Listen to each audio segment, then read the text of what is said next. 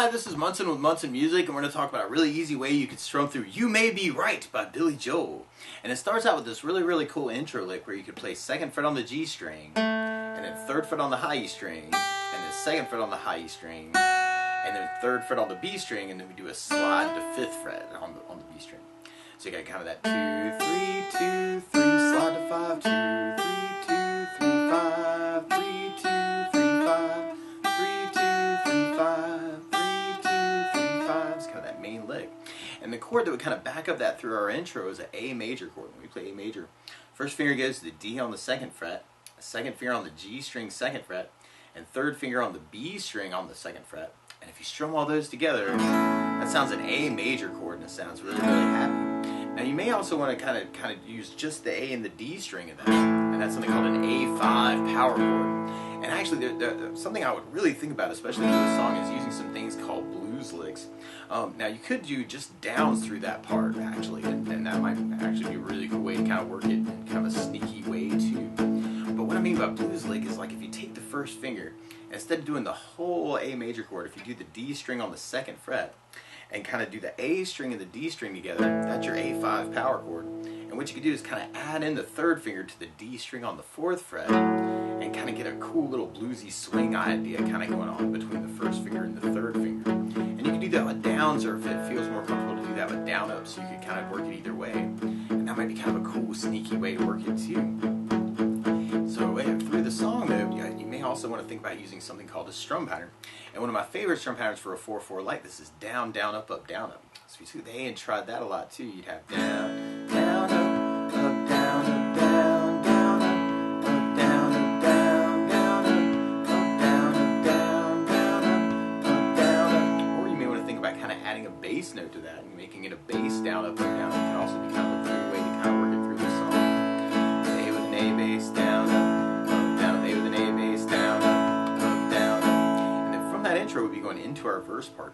And our verse starts with a lot of the A major, but then we go to an E major chord. Then we play E major. First finger goes to the G string on the 1st fret, 2nd finger on the A string 2nd fret, and then 3rd finger on the D string on the 2nd fret. And if you strum all those together, that sounds an E major chord, and it sounds really happy. And then on the E, you may want to work just the E and the A strings if you want to kind of follow the power chord idea. Or you could kind of take that same blues idea that we were working on the D string and make it an E string, A string idea. Something I call the E lick, doing 1st finger to 3rd finger. And then from the E, we're going to be going to a B minor chord. Now you could do this as a bar chord where you do your 1st finger across the entire 2nd fret, 2nd finger on the B string 3rd fret, 3rd finger on the D string 4th fret, and the pinky on the G string 4th fret. And if you strum all those together, it sounds a B minor chord, and it sounds really sad. Now you could also use just a B5 power chord, where you could take the 1st finger and go to the A string 2nd fret, 3rd finger on the D string on the 4th fret, and kind of work just the A and the D string to kind of get a more powerful sound. Or if you want an easier way to kind of play it without the bar, you could do 1st finger on the A string 2nd, 2nd finger on the G string 2nd, and 3rd finger on the high E string 2nd fret. And if you strum all those together, that sounds a B minor 7, so you want to think about that for the B minor change. And then from B minor, we'll be going to a G major chord. When we play G major, 1st finger stays on the A string 2nd fret, 2nd finger on the low E string on the 3rd fret, and 3rd finger on the high E string on the 3rd fret. And if you strum all those together, that sounds a G major chord, and it sounds really happy. Now you may also want to think about using a G5 power chord, where you do the 1st finger on the low E string 3rd fret, 3rd finger on the A string 5th fret, and just the E and the A strings together. That can be a very powerful way to work it. And then at the end of the verse, then we go back to our E, and then at the very end we go back to our A. So we kind of worked out with just the muting idea. We'd have A,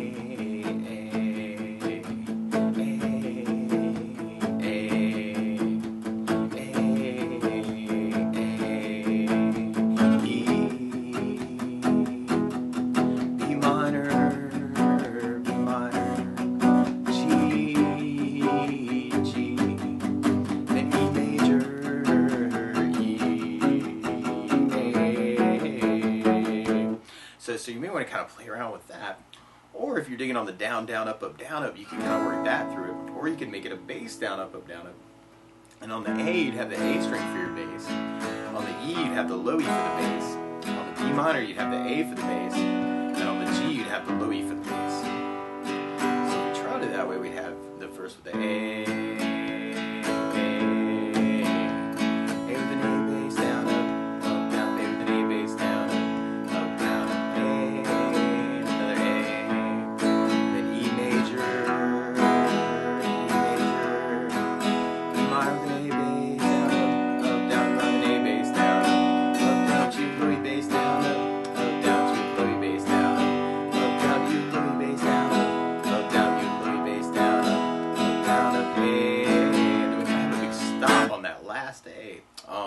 verse.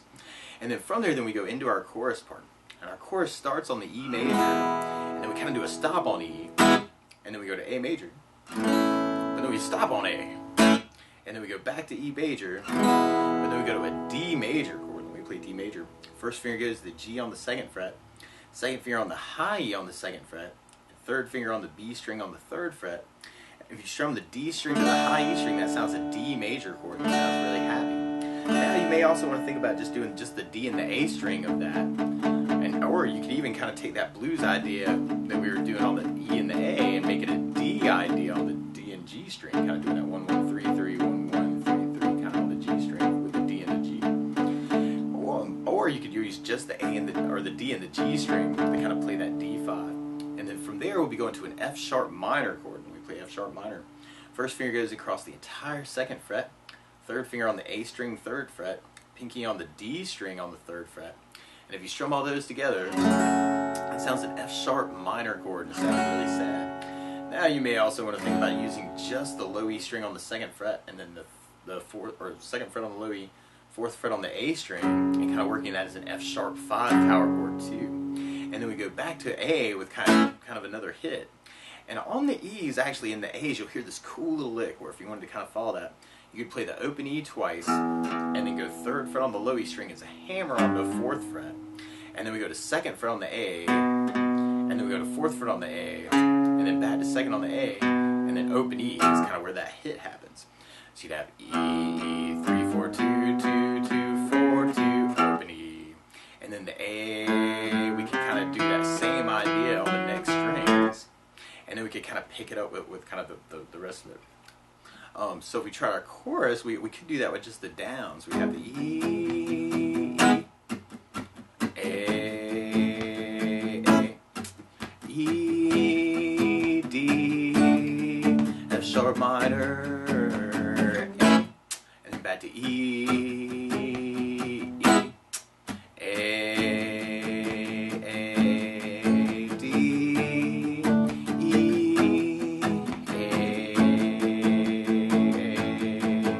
and then we have a couple extra A's at the end of that chorus. Now you could also do it kind of thinking of it as kind of working the blues licks into it, and you have that E, A, and then E, D, F sharp minor, A, E lift, A lift, D,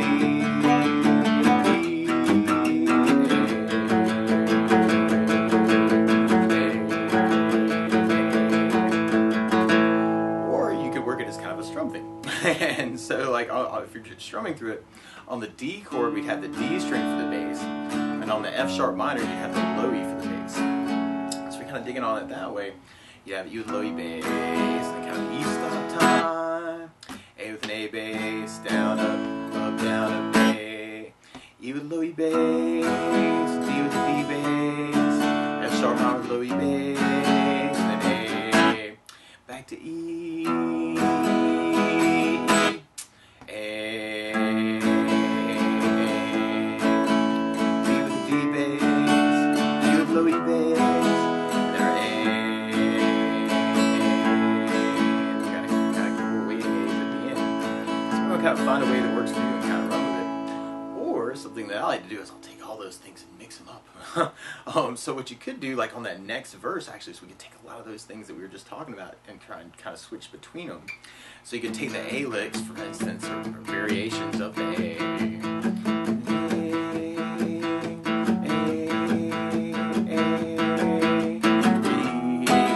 And then kind of mix it up.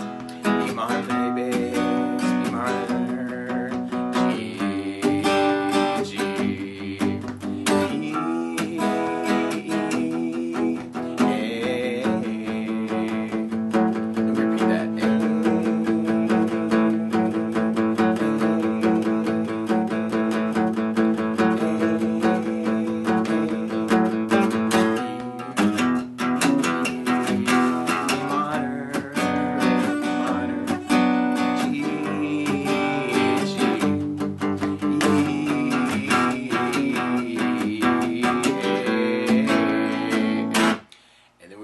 our chorus part. So you can kind of mix that up too.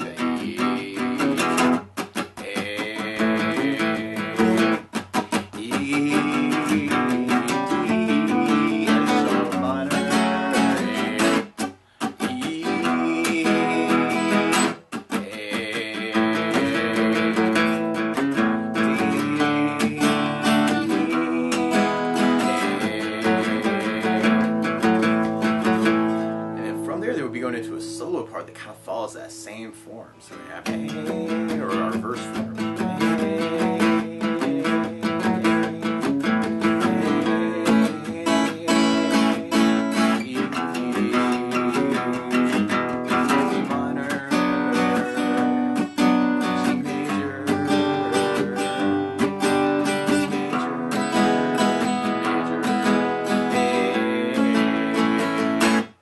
Solo, then we'd be going back into our chorus part. So we'd be back on the E, A,